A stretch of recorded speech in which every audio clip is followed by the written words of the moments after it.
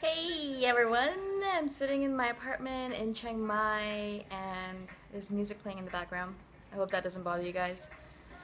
So I wanted to talk to you guys about how we kind of put ourselves into these narrow boxes, even if we are creative beings and we're working with a lot of creativity in our work.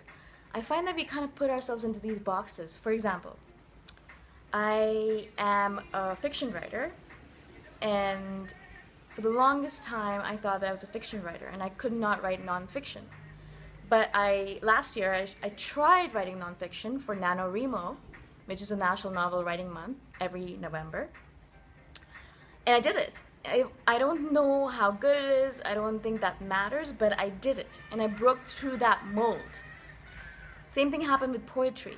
My friend Wayne was writing a lot of poetry and I decided, why not me? Well, why can't I write poetry as well? And so I decided, okay, let me try that. Let me try writing poetry, and I did it. And it wasn't as hard as I imagined it to be, right?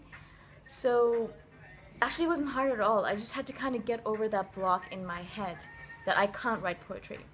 So now I'm kind of going through the same thing, the same kind of stuff. That is, I want to start doing some videos while I'm walking around Thailand, while I'm walking in Chiang Mai, when I'm doing something comedic, something funny.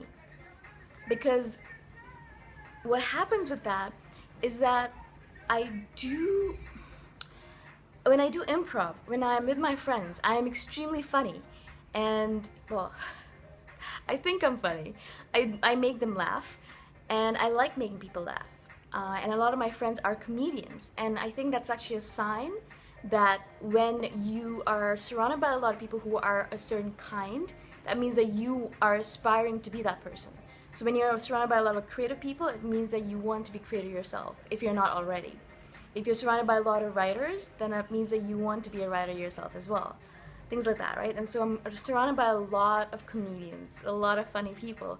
And I feel like that's like a sign from the universe saying, go be funny on camera. Go do this thing. You need to go do it because this is your heart telling you that you want to do it, right?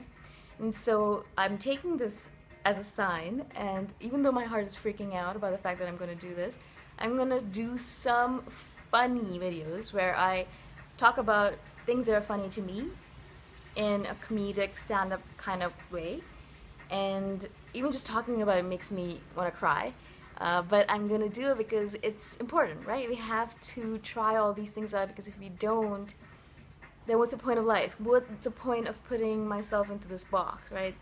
I'm gonna die and I'm gonna be in a box, but before I die, do I really have to be in a box, you know? And it is so easy to fall into these ruts, into these routines, and think, oh, I'm being creative, but I'm just doing the same thing over and over again. And is that really being creative? Why not try, when you are surrounded by all these amazing creative people, to be creative in a different manner? And so this is my new thing where I'm gonna try and do 1 or 2 videos next week with a comedic standpoint to it. I don't know what the topics are going to be. I haven't thought about it. Just this fact that I've said it out loud is my imprint on the world that I'm going to do it. I don't know if it's going to be good or not, but that's not the point, right? The point is to do it. So I'm going to do it, and let's see how that works out. Let me know what you guys are doing. How are you putting yourself into boxes? What boxes you can take yourself out of. I'll talk to you guys the next time around. Bye for now.